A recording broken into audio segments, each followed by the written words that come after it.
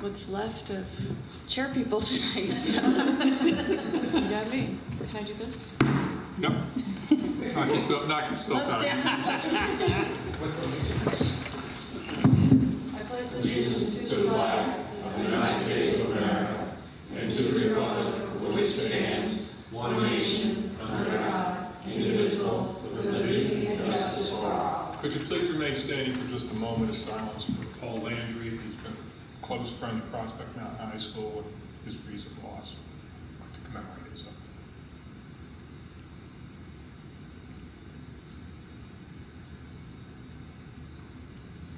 Thank you. And roll call, please, starting with Everett. Everett Clark. Kathy Phillip. Christy Heichel. Jason Hunter. Jay Fitzpatrick. Karen Caritono.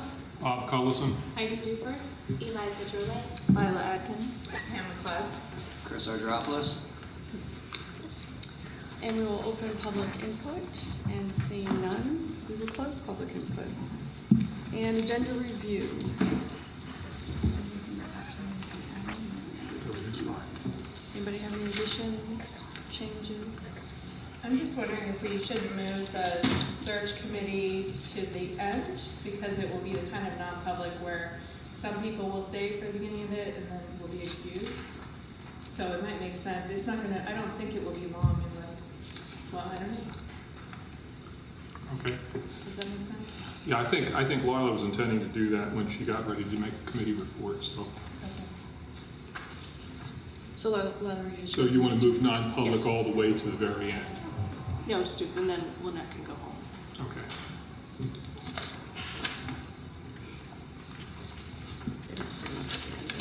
Yeah. So we just move it down to item 16, I guess. Okay, so non-public to after 16. For motion? Make a motion to accept the agenda as amended. I'll second. Any more discussion? All in favor? Aye.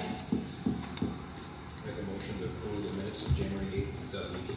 I'll second. Any discussion?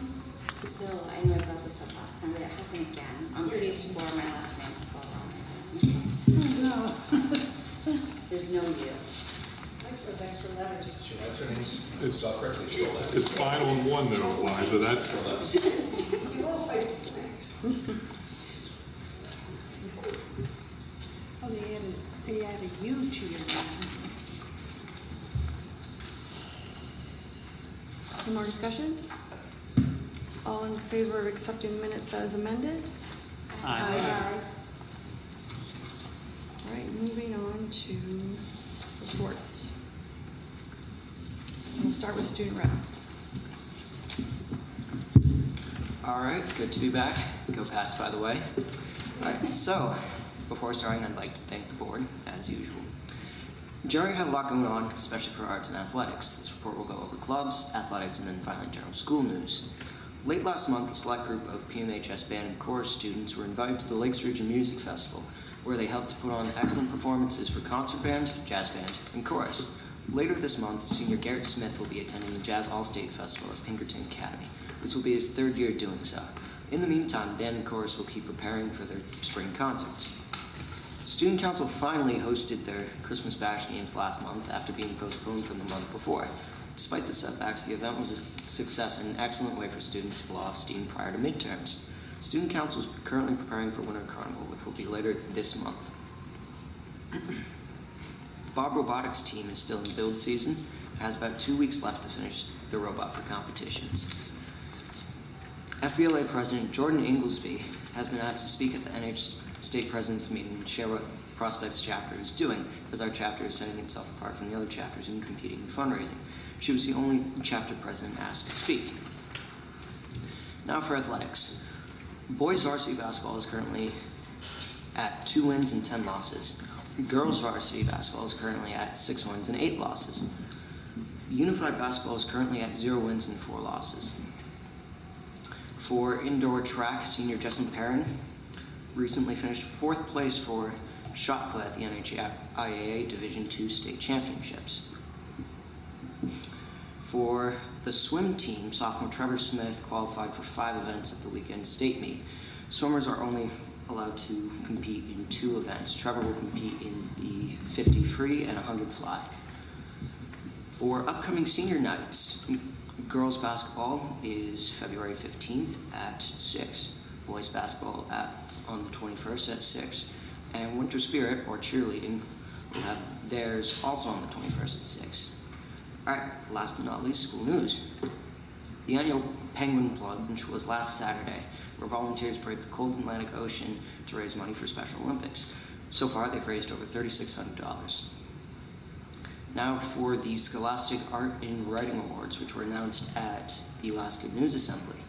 In total, for art, there were 2 gold keys, 6 silver keys, and 7 honorable mentions, and for writing, there were 5 silver keys and 2 honorable mentions. Now, the English Department and Student Council are hosting a coffee house this Thursday, February 7th, for the school's Poetry Out Loud competition. The event starts at 6:30 and includes coffee, of course, refreshments, poetry, and live music. The board's more than welcome to attend to see what talent PMHS has to offer. That's all I got. Thank you. Thank you. Thank you. And we will move on to superintendent. Thank you. And if you haven't had a chance, please look at a lot of the artwork that we have displayed in the halls. We have some really talented kids here. And usually after we get the portfolios and back from the Scholastic competition, we ask the art teachers to put a display in here so you get an opportunity to see some of our winners. Currently, we have 61 seniors, or 57% of the class, having received their post-secondary acceptances in either career training programs, colleges, or in the military. Also, we've currently used all 5 of our snow makeup days. Remember, we had 2 early in the year. Graduation is still on track, holding for June 7th, however. We've been assured that the state board was going to change some of the rules regarding graduation, and we won't know until probably May whether that rule's been made. But what they're trying to do is hold graduation dates as to what they were originally scheduled for. Currently, the last day for students is June 21st, and the last day for teachers is June 24th. Now, we've been encouraged by a couple of warm days and not real serious weather in the forecast. However, I have a hunch that we have quite a bit of winter ahead of us. So what we'll be doing is we'll be assessing these days. We try to use delayed openings as much as we possibly can, but keeping an eye on safety for the students and staff. There are going to probably be some days that we're going to have to close, so we'll have to reassess and probably be using hours after that point to make up the days. We use the 5 makeup days that we put into the calendar first, and then we go over to the hours. Okay, that's all I have, Jay. I'll turn it over to you. Good evening, everyone. Between Bob and Chris, they recapped a lot of the student accolades that have been going on, and there's been a lot happening. In addition to that, every month we recognize the student of the month, and this month we recognized senior Luciano Manzione. And I don't know if any of you know Luch, but a phenomenal young man, and one of the reasons he did get nominated and then ultimately selected is that Luch took it upon himself to prepare, research, and give a presentation to the freshman and sophomore classes about the harmful effects of and the causes of juuling. And it was interesting to see someone who is amongst their own, talking to them very directly, and he is a very positive influence around here. So I thought it would be nice to recognize him to you. If you've never had the opportunity to interact with him, at some point you will. He'll certainly be graduating this year. He's a talented young kid. A few of the other things going on around here. We've begun the scheduling process for next year. Mr. Carloni and I visited Quonset Elementary, Home Central School, presented this current batch of 8th graders with their program of studies as well as their course selection sheets. We went through that process, explaining to them what that looks like. This is phase 1, as I like to call it, of the 4-phase transition process to high school. So we'll be getting back, hopefully getting those back before we leave for February break, so we can begin putting those into the system to see what our cross schedules and look like next year. We've also concluded our mid-year exams. We, as Bob indicated, had a little bit of trouble with weather, cancellations, delays. We finally got through it, and we are at the beginning of third quarter of the year. So all is good on that front. Lastly, we have over the past month, the steering committee has put out surveys to both students and parents regarding our NEAS-related goals and core values and beliefs about learning. Also soliciting feedback from parents regarding our growth plan. I took the recommendation of the board, met with the old superintendent, Pam Stiles, and she gave me some pointers regarding the development of our plan and some of the strategies that they used as well. So we are moving forward, hopefully with a plan, improvement, or I should say improvement, a growth plan designed and submitted to NEAS, hopefully by the end of February. So unless anyone has any specific questions, feel free. All right. Is there any other follow-up items anyone has from last meeting? Okay, we will move on to action items and committee reports, starting with buildings and grounds. I'll defer. I was coaching basketball. You sure you don't want to? I'm sure. I Okay. wasn't there. So there's three things that occupy the majority of our time today. One we're going to bring to you that we're recommending is going to an energy provider called Freedom Energy Logistics. They're basically a broker for the energy itself, not the infrastructure or delivery or anything like that. Crunching rough numbers, it will save between $900 and $1,000 a month going this, just so that you can lock in a rate. They gave us rates for 3 different terms, actually 4 terms, 8, 12, 20, and 32 months. 8 and 20 month terms have the lowest rates. We're going to bring forward the 20-month term of today's rate of 0.0667 cents per kilowatt, but they check those rates, they fluctuate, it's a commodity, so it gets traded. So if we vote positively on this tonight, then they'll check the rates tomorrow, and that's what we'll get locked in at. So yeah, it was seemed like a good thing. So And this is specific to electricity. specific to electricity, yes. And the transition, if we decide to go this way, is seamless. It's basically a contract. The bill will stay the same. It just has a change in the provider from New Hampshire Co-op is still going to be their bill. They're still doing the infrastructure and all that. Just the provider will then be First Point Power instead of New Hampshire Co-op. So it's an easy transition. It would be effective in March. We would see it in the April bill. Effective March billing, see the invoice in April.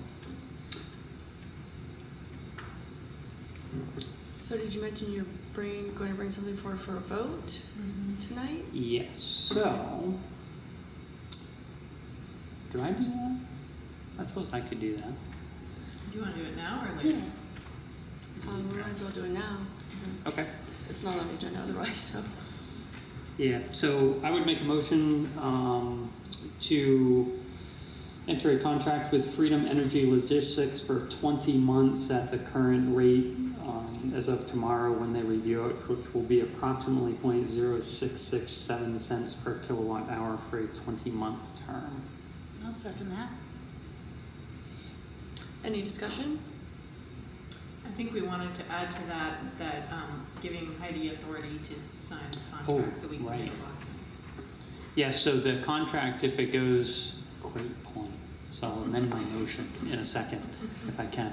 The contract would need to be signed tomorrow, or within the next day or two.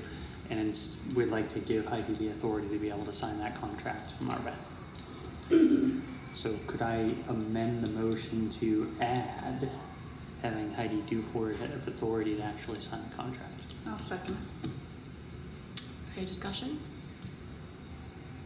I was just curious, because it sounds like we're doing this pretty quick without any information in front of us. Was there a comparison? Were there any competitors for this? Yes, there was a competitor, Patriot Energy, costs were much higher. These electricity costs are, I was very skeptical looking at this because The things that are sold to homeowners seem like they're kind of shady, but this one seems right on. The cost compared to our current electrical rates are really, really favorable. When they listed off the number of school districts and SAUs that are using them, SAU 16, which is Exeter, which is huge, UNH uses them, the state of New Hampshire uses them, Oyster River, you know, a good list of references on their list. And it's a small business, it's a New Hampshire-owned small business, it's sort of, it's winning a lot of sort of up-and-coming kind of small business awards in New Hampshire. So there's a lot of good literature in the packet, but I had a lot of questions and I felt very good after seeing the presentation and looking through the packet. Agreed. So it's just background, buildings and grounds. I think he brought it to us back in the fall, and we were all very skeptical. So we asked Heidi to provide us additional information. So that's what she did. And so we have the Patriot, and ultimately, this company's rates were significantly better than Patriot. And we do, if we want to wait on a vote, like we have the information, we just didn't have copies for everyone. Like they prepared like what we've used for energy as well as, you know, what their rates are versus what we've been paying. Because that was part of it, like looking at all of our billing and determining what we've been paying. And I think right now it's like 9 cents, right? Point. Yeah, it's about 1 cent lower this rate than what we're currently under per kilowatt. The timing also is when they sort of lock in their rates. We were provided with trend graphs, and right now we're in a dip. So this is, Actually, I'll just pass that down. if you look at the end of the graph, we're in a nice low, whereas if That's we true. had locked in November or December, it wouldn't have been the same rates. So it's a commodity, they change all the time. Is 20 months their shortest contract? No, there were, as I said, for 8 months, 12 months, 20 months, and 32 months. And some of the background on why we're thinking 20 months, if it's effective in March, running through April and 20 months, it actually covers 2 budget seasons, if you will. So we're gonna have known rates. For the next budget year, but we also didn't want to go into a super long-term contract. This will take us through the next year and a half, but we didn't want to commit to 3 years or anything, you know, the longer-term contracts. And who reviews the contract? Heidi, did you review the contract, or is any other review of contract needed? I'll review it if I feel I need to send it to the lawyer. Certainly could do that for finance. I don't know, to me, it just seems like for a 20-month contract, it may be worth having a lawyer look at it, but I don't know how involved. I was surprised to hear that Heidi doesn't usually sign contracts. That's typically, in my experience, the role of a business administrator, part of the role of a business administrator. She signs many, there it Yeah, is. and it is typical also to have an attorney review the language, which would make sense. But I definitely felt a lot better after hearing their client list. Those are districts that have good management practices. Does New Hampshire ASBO have a position on these providers, or is that being discussed among the business administrators in the state? I don't know. I mean, I can certainly reach out to the other business administrators to see. I think that would take time away from where the rates could potentially go up.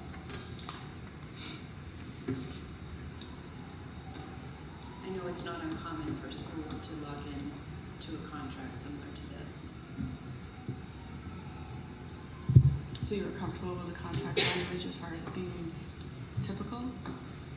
Yeah, I haven't seen the contract, so I can review it, and if I feel it needs legal counsel, I can certainly send it over. If you want me to email it to you as well, if you Oh, I didn't mean me personally, but I just think that it's a pretty big, seems like a big commitment not having seen the contract and all the language in it. I mean, it sounds like it's fairly straightforward from the conversation, and this rate is lower than anything we've seen over the past, I think he gave us our 3-year history, so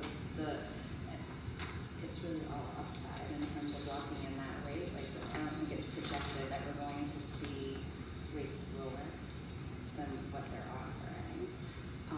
I think he actually said it hasn't been that low in like 10 years, so it's pretty solid rate in terms of the risk of it, the rates going down below that are pretty low better.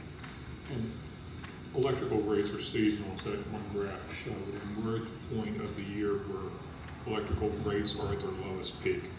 In the summer, the rates go up, and the different terms reflect those cycles.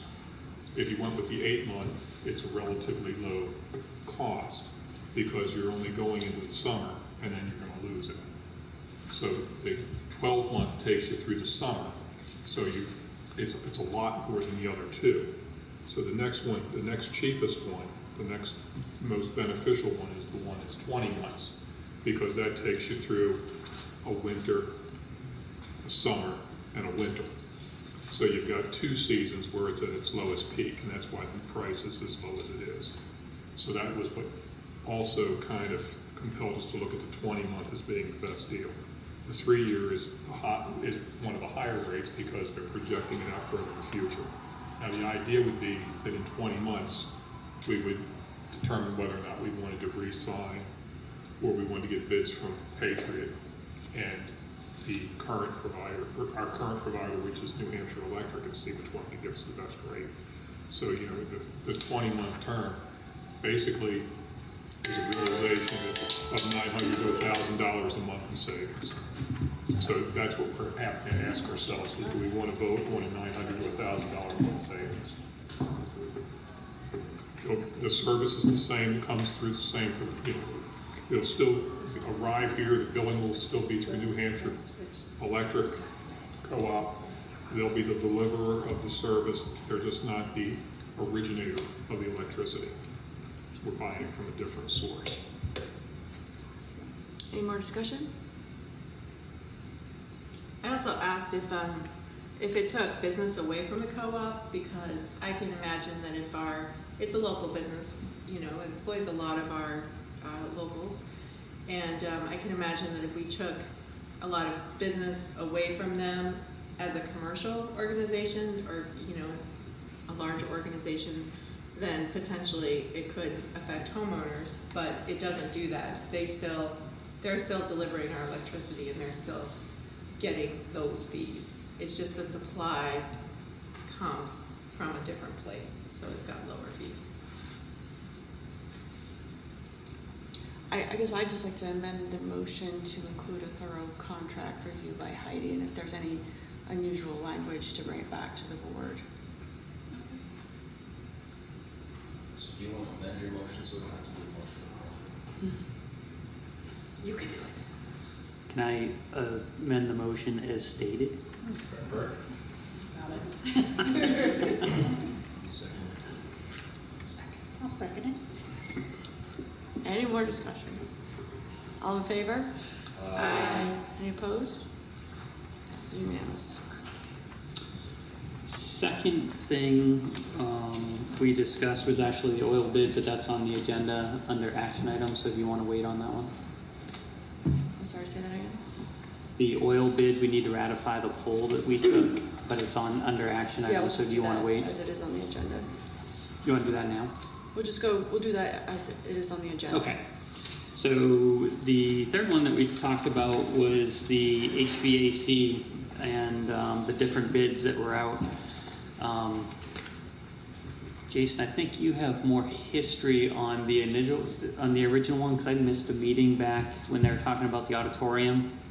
And there were funds left over, and Bob might be able to help me out on this too. Funds left over from last year that we wanted to use this year to replace that unit. Could you give us a little background on Yes. that? We basically moved $200,000 forward into this budget year so that we could work on replacing repairing and replacing the air conditioning units in the entire school, focusing first and foremost on the one in the auditorium. And we were thinking that it was going to cost about $200,000 because the quotes we were getting were in excess of $75,000 for the one unit in the auditorium. We were able to get a lower bid from another HVAC service, but then we weren't able to act on the bid because the equipment never came in because of the embargoes, because of the tariffs being put on goods that are manufactured in China. So things dragged out, we lost the bid, so we had to put it back out for another bid. And so we did, we put the bid out to 3 companies, and the 3 companies came in. Now there are some disparities in those bids. One does not include coil replacement, and coil replacement has been recommended by the manufacturer. The other one does not include, one wants to replace units, and it's a lesser bid than repairing the coils, replacing the coils, and fixing the units, but it doesn't take into consideration the control units. The control units would have to be changed over, so there's going to be an additional cost. So as we looked at all of the ramifications, and we were looking at timeliness because we have to use last year's money, so we need to make sure that this can be done in a timely fashion. We can't have a promise that it's going to be done and then not have the equipment show up again and then lose the ability to use this money. We were able to arrive at a decision for a vendor to do the job. So, but all in all, it's about half of what we have put aside, because all 9 HVAC units and the auditorium are going to cost roughly in the neighborhood of about $110,000 as opposed to $200,000. So do you want to talk about which bid was? Sure. So with that, we got 3 bids back. One from Laconia Refrigeration, which is approximately $84,500 for, this is combining auditorium and the 9 units together, just in that cost, but they're broken down on the bid. All-Temp HVAC Corp, which will be the one we're recommending, for about $111,000. Enjoy's HVAC Service for about $93,000. And although All-Temp HVAC is the highest bid here, it's the one that we have the most confidence in to get it done in a timely manner. They're also the company that came in and helped out with the boiler. Is that November or December? I forget the actual date on that, and just really worked well with us. And they are the one that was recommended by the company that makes the control units on these things, so we know they're compatible with the control units, so there wouldn't be additional costs there. And they're replacing the coil. One of them's not replacing the coil, Correct, and the it first feed, one. so it's an unknown on the Right. first And one. this one is replacing the coils. Right, this one is replacing, and they're using the same units too, so.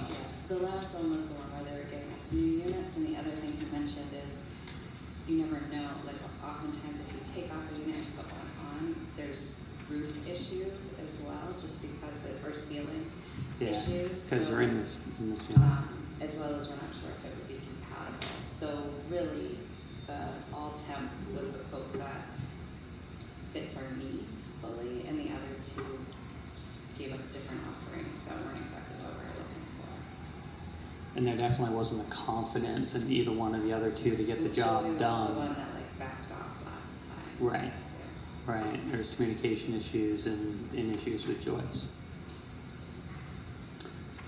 So with that, I'd like to make a motion that we accept All-Temp HVAC Corp's bid of $36,633 for the auditorium and $77,794 for the other 9 HVAC units, which includes the coil replacements.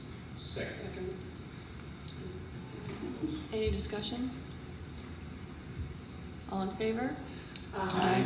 Opposed? Passed unanimous. That's it for me.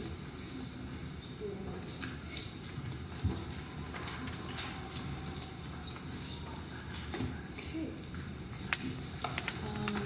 Search committee?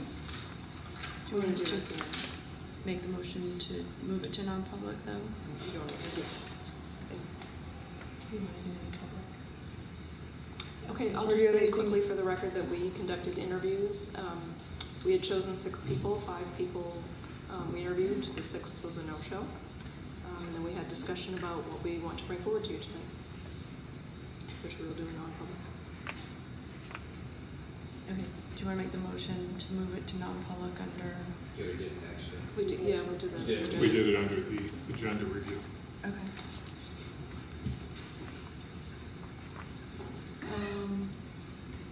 But we didn't actually state. No, we moved it, on the agenda, we Moved moved on it the to the very agenda. last one, so when we go to non-public, that's when we'd state why we're going into non-public, Yeah. correct? Okay, Yeah. we're moving search committee too. Okay, consideration of tuition in students from another town committee report. We have not Yeah. yet. And Okay. Ernest was supposed to take that on. But, you know, I think it was Eunice, I, and, Me too. you know, one other. Well, it's from I think Bernstein. you were voluntold Oh, yeah, he was volunteering. I think he was. You were absent. That's dangerous. I'm gonna- But we haven't met because, you know, life happens and, so. I'm wondering. Maybe I can explain why it's on the agenda. Peter as the president, asked me to put it on the agenda. I received a call from John Fossey, superintendent of Gilmanton SAU. He wanted to let us know that their high school search committee that had met with us had formed a subcommittee with Guilford School District to explore continuing there at the request of the Guilford School District. It's made up of, it's a subcommittee of their search committee. And wanted to extend the same offer to Prospect Mountain High School. Basically, he said, if we have a desire to continue, you know, because he didn't know where we were with the search committee. He said Pittsfield is not being considered. I think when he was here that night, he told us that Pittsfield was another school that they were considering. Essentially, it's down to staying at Guilford or switching to Prospect Mountain if we are considering taking tuition students. And, you know, basically, I forwarded that information to Peter, and Peter said, put it on the agenda. So I think it's important that you all on the committee have that knowledge that that's the way things are going. And when some decisions are made, maybe we can channel that information back to the Gilmanton folks. Who's the vice chair of that committee? Do we know? We haven't met yet, so we don't. Oh, okay. I thought it was, Usually when we form the committees, we say chair from Barnstead, vice chair from Alton. I thought No, they I put think it we was, usually vote the first meeting.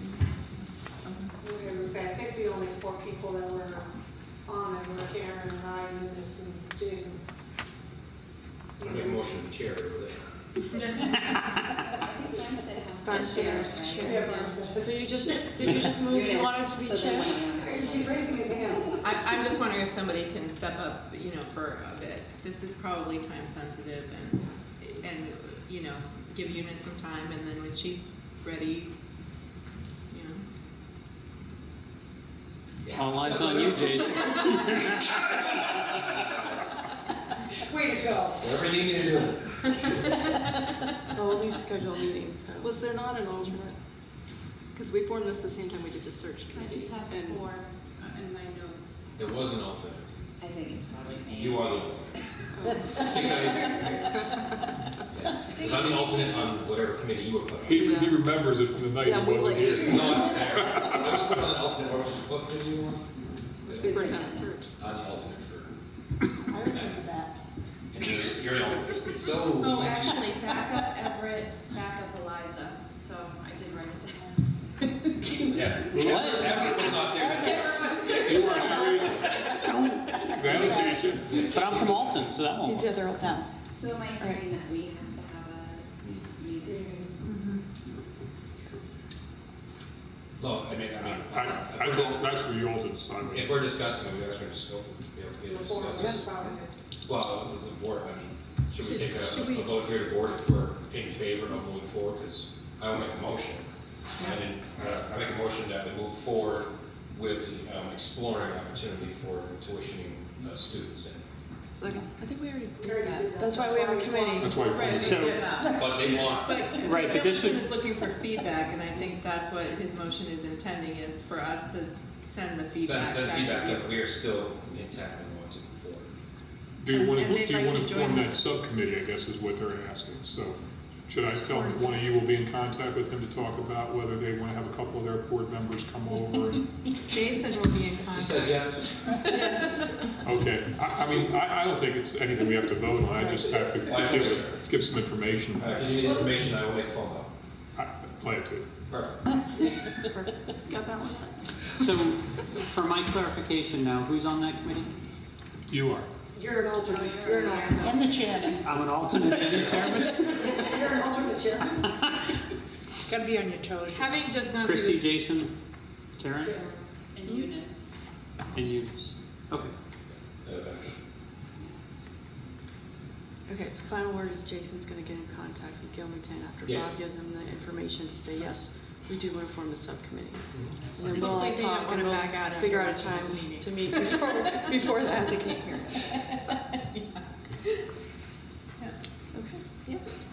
Moving on. moving on. I will report on the budget and warrant from the school deliberative session on Saturday.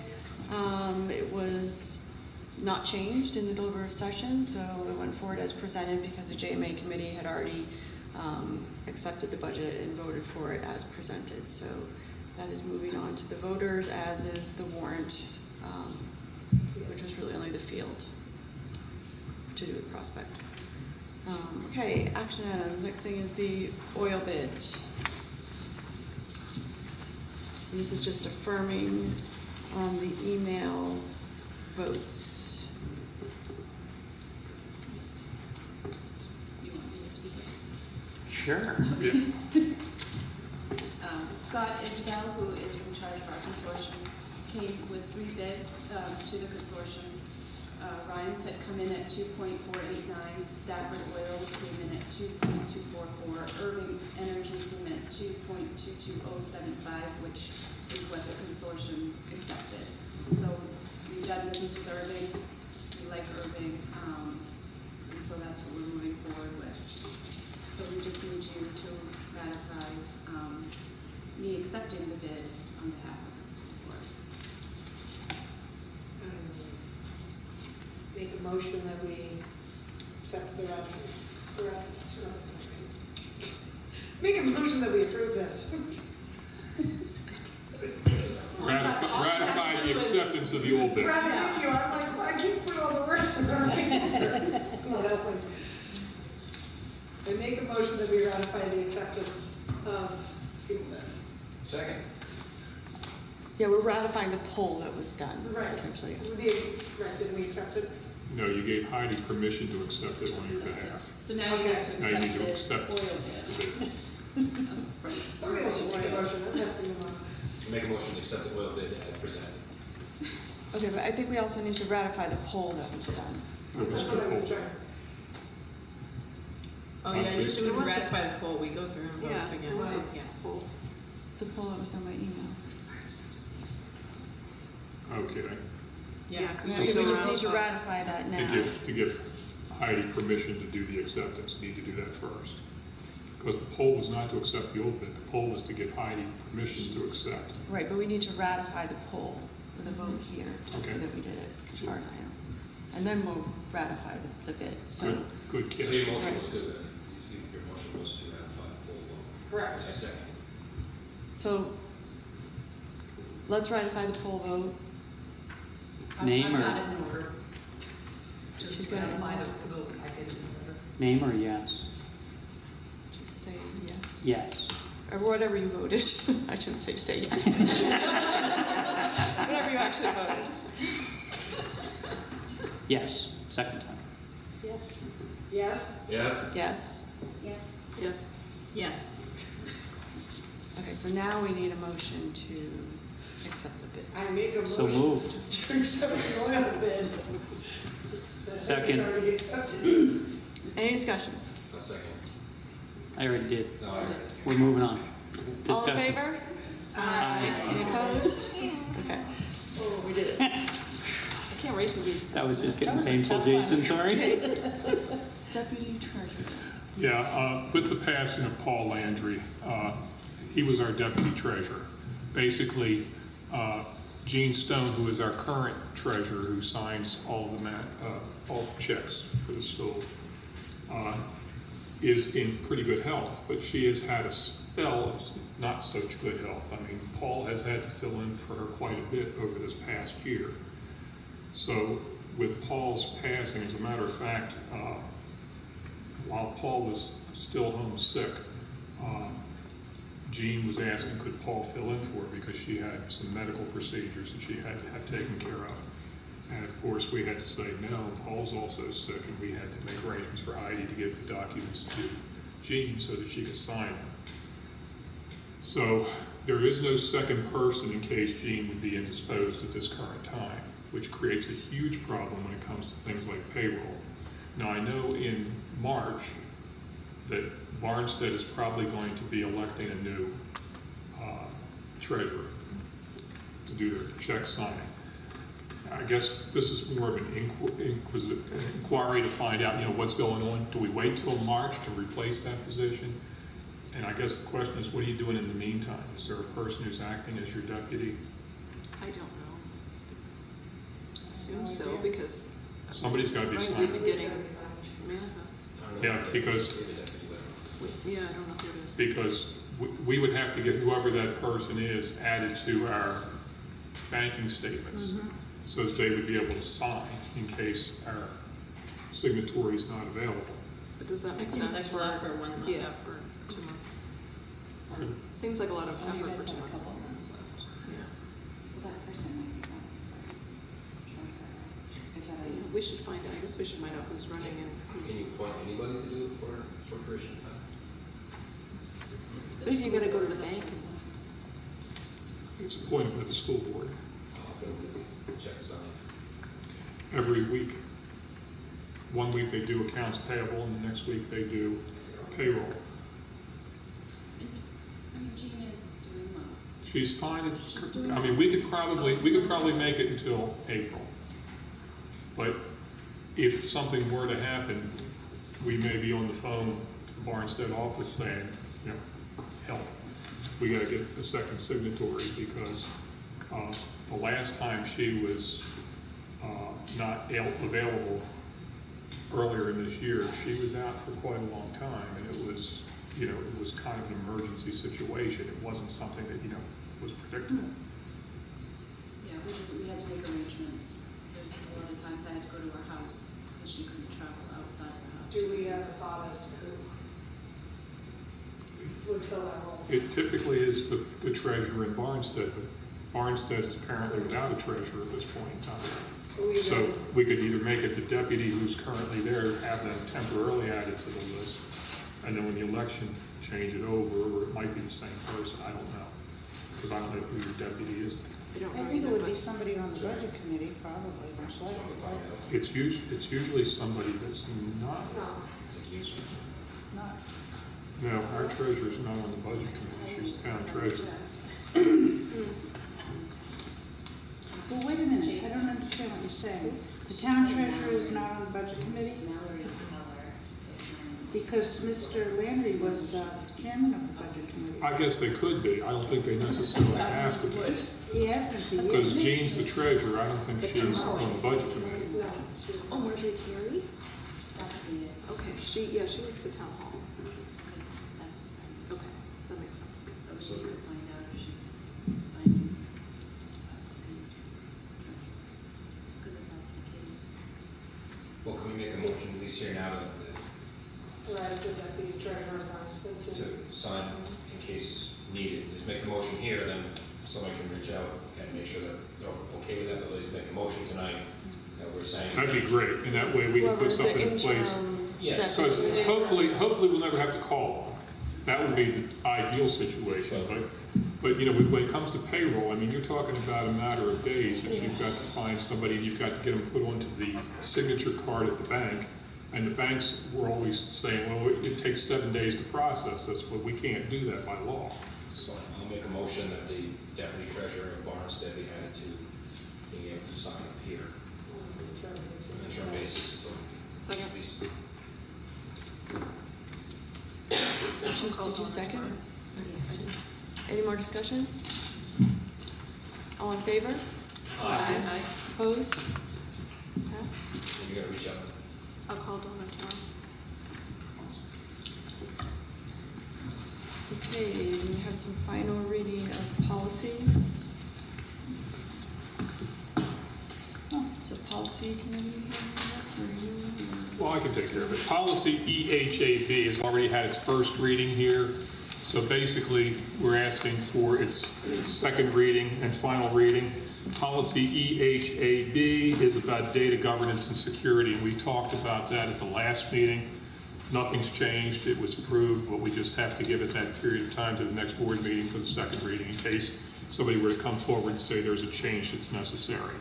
We had none, so I'm asking for the second reading tonight on policy EHAB, second and final reading. I move that we approve the second and final reading of policy EHAB, data governance and security. Second. Discussion? I just noticed one typo on page 2. I guess it's B2, section B2. There's just an open parentheses, kind of in the middle of the paragraph where it starts, parentheses including.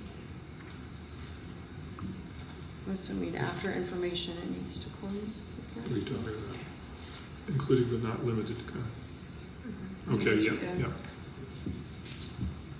It should be after information. Any so. more discussion? All in favor? Aye. Opposed? Passed. Okay. The second policy for its final reading is policy GADA, which is employment references and verification that prohibit aiding and abetting sexual abuse. It's basically when somebody calls to do a background check, staying mum on information that you're privy to, particularly if it's dealing with child abuse or child sexual abuse. And this would again be the final approval. This was originally presented to the school board last month. I move the second and final reading of policy GADA, employment references and verification. Second. Any discussion? All in favor? Aye. Opposed? Passed unanimously.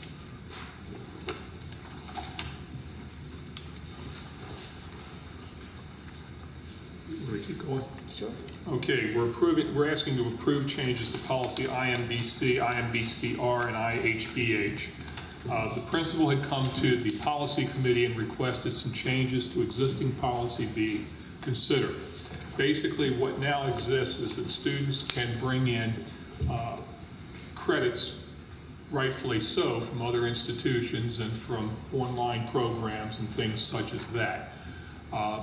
What they're asking to change is that although students may earn credit towards graduation requirements, they can't earn quality points towards the GPA because we have no way of controlling the quality of coursework that's happening elsewhere in the state outside of the four walls of this building.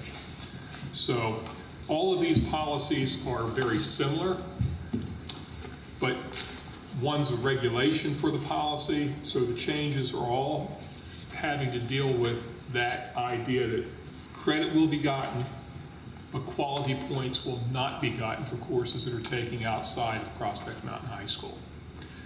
What happens is we know that students can go on a VLAX course and complete it in a month, when it may take 10 months to complete a course at the high school. We know that there are some college courses online that students can take that aren't as rigorous as the courses that the students would take here. So students are choosing that and then are getting the quality points for taking those courses because it may be an advanced course. So this would eliminate that. It would allow students to take the more rigorous course, the one that we can control. If they take it outside, we encourage that for students to go outside and take courses that we don't have available here. They'll still get the credits. So they'll still have the credits towards graduation. That's not the issue. The issue is with the class ranking and quality points. Did I explain that correctly? The only piece I might add from that conversation is it doesn't hurt their GPA because you're not factoring No. it in at all. So the conversation is that it won't count as part of that average, so it won't hurt them. That's right. So for It does instance, a no student's damage. taking honors courses and wants to keep their GPA up, it's not gonna penalize them for taking a course of interest outside of the school. Whereas maybe that taking a similar course might, Sure. inside might hurt their Can GPA. someone at home just take straight BLACs to get college through high school without actually taking classes? Yes. So how would they get a GPA? So- It depends on the system. So with VLAX, to be honest with you, I don't know how they weight things, but you can enroll and get a diploma from VLAX. And I'm not sure what they do in terms of their GPA weighting.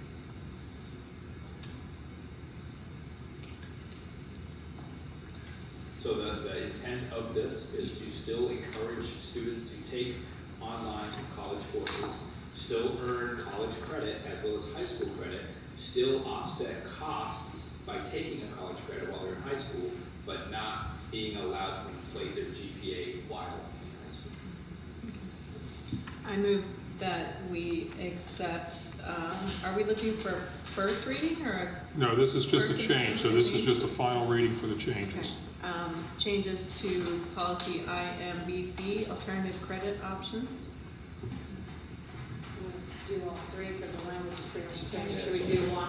I think it would be safe to do They're all all- three they're all together. related? They're Yeah, they're all compatible. the, yeah. As well as IMBC dash R and IHBH, extended learning opportunities. I'll second.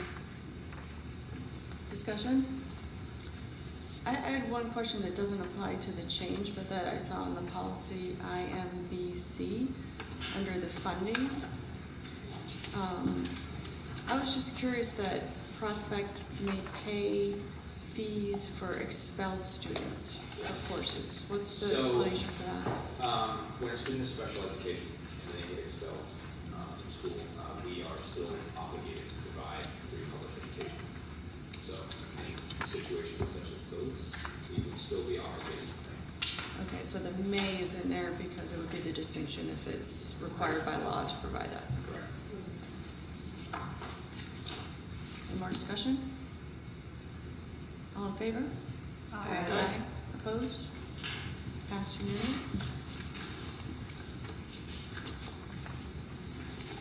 Policy KEE, website accessibility and grievance. This basically is one of those odd policies that came through at the beginning of the year because it was recommended but not required by law. So we were asked to look at this. So I contacted the New Hampshire School Boards Association because it was showing up on the required by law list, but at the top it clearly said recommended and still does. And I said, why is this showing up on the required by law list? And it was explained to me that this is because this is similar to Title IX. Because of federal law, we have to have this in place. It's not the state that's making it required by law, it's the federal law. And since we are recipients of federal funds, we have to have this in place. Basically, what it says in a nutshell is that there has to be a process for accepting complaints and grievances concerning accessibility of websites. For example, if a person is not able to access our website because they need some sort of specialized reading device or something like that to do that, and we cannot make that accessible to them, then there has to be a way for them to file that grievance. It may result in us having to take the website down if it's something that we can't physically fix. But there has to be an avenue where that grievance can be filed, and that's what this policy speaks of. What kind of policy do we have in place that talks about the process of filing a grievance for accessibility process? Again, very similar if you transpose that same idea to Title IX. Title IX does similarly. There has to be a process in place for grievances. So this is what establishes that process. This is a pretty big issue in New Hampshire schools right now. The folks that are filing complaints aren't necessarily our local public members. They're being randomly filed from people in different parts of the country who are just looking for websites that aren't accessible and filing complaints with the, I think it's the Federal Office of Civil Rights. Once you enter into that OCR process, whatever their process is, they do threaten to withhold all of your federal funding until you're compliant, and it's a pretty big ask. So this is becoming a big deal. And compliance, as I said, maybe you can't have it. Yeah. Because there are some times that you can't fix the situation to come into compliance, where the cost of fixing it is far greater than the benefit that's derived. And the way the attorney explained it to me, the school board's attorney, was that if 99% of your people have access, but that 1% chooses to file the grievance, then it has to be addressed. One person. Not even a parent, but Yeah. it would have to be somebody who's. Yeah, there is a school district in New Hampshire that's currently under this, has been in this process for about a year now. And part of the other issue with that school district was they didn't have a process in place for the grievance to be filed, so it had to be filed through the federal agency instead of going through the school. Because typically, what this does is sets in motion the process to start here, starting at the school, so we can try to resolve it before it gets to the federal level. This is first reading. So. I move that we approve the first reading of policy KEE on website accessibility and grievance. Second. Discussion? All in favor? Aye. Opposed? Passed unanimous. Okay, Bob, you're still up. with Okay, I'm still up. CBA 10.6, language revision to make the article meet the intended negotiated change. The 10.6 is the SAU committee compensation for teachers. And basically, during negotiations, it was thought by both sides that it was a good idea that teachers receiving a stipend for serving on a committee would have that money assigned pro rata. Basically, there are 9 meetings a year for most committees, and they would have to be paid for the committee's meetings that they attended, because we were getting complaints from teachers that were on committees that it wasn't fair that I went to 9 meetings and Sally Jones went to 1 meeting and she got the same stipend as I got. I did 9 times the work that she did, but she got the same stipend. So it was split up, so attendance was going to be taken at each meeting, and that was all in the first paragraph, and that was negotiated. So the second paragraph goes on to say, the stipend will be paid in 2 equal payments in December and May, by the 18th of the month or the second payroll of the month, whichever comes first. So we had people who had submitted time cards, basically, or sign-in sheets for having participated in their meetings. And they said, but, you know, I get $1,200 for this stipend. So I expect a payment of $600 because it's equal.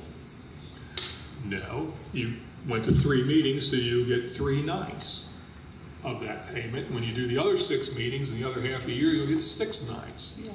So I met with Peter Long, who's the president of the association. I said, we've got a problem because we had to make the payroll by the 18th of December.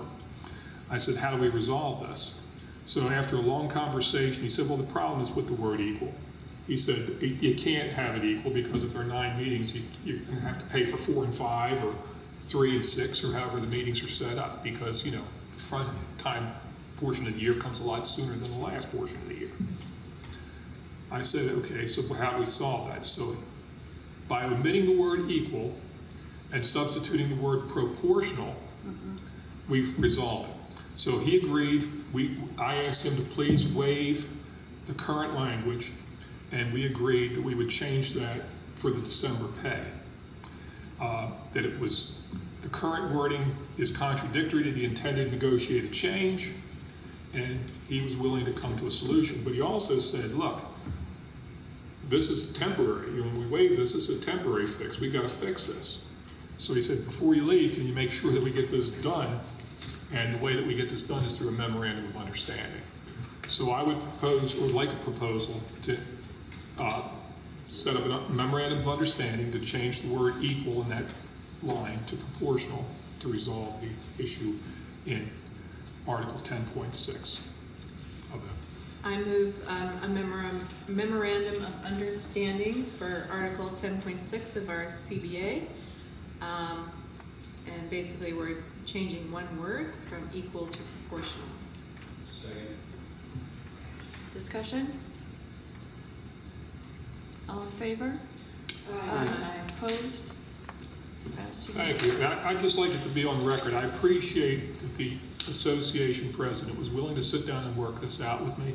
That, you know, this wasn't something that had to go through the grievance process, that we were able to resolve this by a civil conversation between the two of us where it was a problem that needed to be resolved and we worked together to make it happen. So, thank you. I was just going to comment that this seems like a really reasonable way to work this out.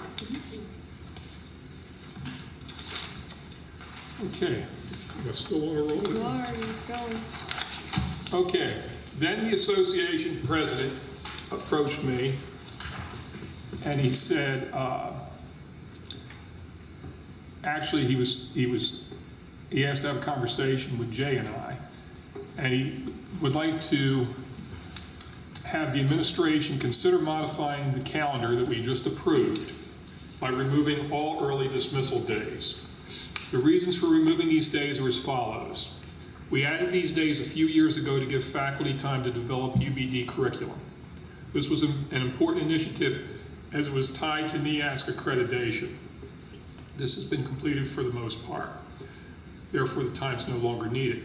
When they went from 182 student days and 3 teacher work days to 180 and 5 calendar work days, in the last round of negotiations that was approved by the voters, it gave them an extra 2 days to work on school initiatives that the administration seems to feel necessary.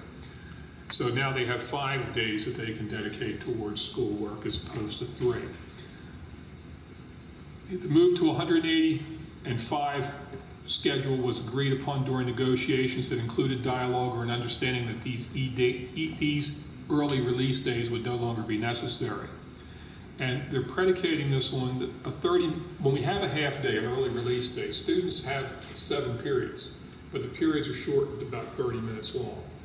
And they said that good instructional time cannot be utilized in 30 minutes. They need the full period.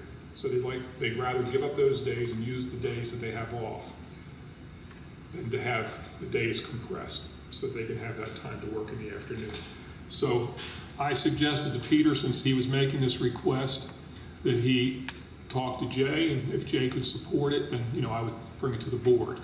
And overall, I think you supported the concept of them giving those days back to instructional days.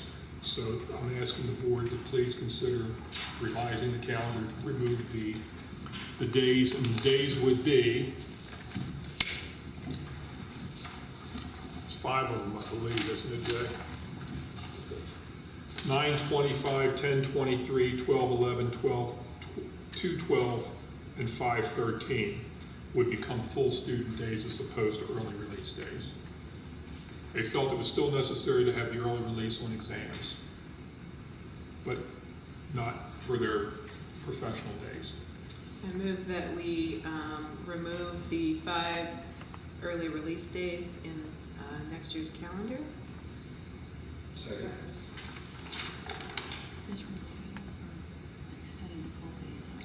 We're removing, can we say extending the early release days to full days? Can we amend it to say that? Yes, yes. So it's not looking like we're taking days out of the calendar. Oh, yeah. Changing the early release days to full school days. Second. Any more discussion? All in favor? Aye. Opposed? Passed unanimously. Okay, personnel reports. Okay, a short personnel report this month. We have a varsity softball coach, Matt Reno, who we're recommending Make a motion to accept Matt Randall as the varsity softball coach. A second. Any discussion? All in favor? Aye. Opposed? Passed unanimously. We also have a request for a temporary leave of absence of 6 weeks. Peter Brophy, one of our instructional assistants, has a vascular nephritis in his right hip, and he's going to have total hip arthroplasty as soon as possible. So he's scheduled for surgery week of February 18th, and it's about a 6-week recovery. So, Make a motion, we approve Peter's leave of absence. Second. Any discussion? All in favor? Aye. Opposed? This is speedy recovery. All right. And we will open another public input, and seeing none. Do you have public Just input? want to say that, thank to Jay and the school and the varsity and JV girls basketball coach. We'll be coming up on Saturdays for 2 hours with the Manly Barnstead grades 5 through 8 girls to practice with some high school girls. Alton's also been invited again too. We had one Alton girl have to show up this past weekend, we won't get more. But again, thank everybody because it's been going really well attended. Do you have a contact in Alton to get the word out on that, or? We just played against them today, the 2 coaches, and we put it out again. So Okay. and it's been sent over there, it's just not very. There's one message for us. I don't know where it went from that. Any more public input? Seeing none, we will move on to non-public session under 91A3, the 2B. 2B. And we will need a roll call vote to enter non-public. Actually, you want to make the motion? Yes, don't I you? make a motion that we enter non-public under 91A3 2B. Second. And roll call vote? Yes. Yes. Yes. Yes. Yes? Yes. Yes. I'm going to take the notes here too. Good luck writing this. Good night, everyone.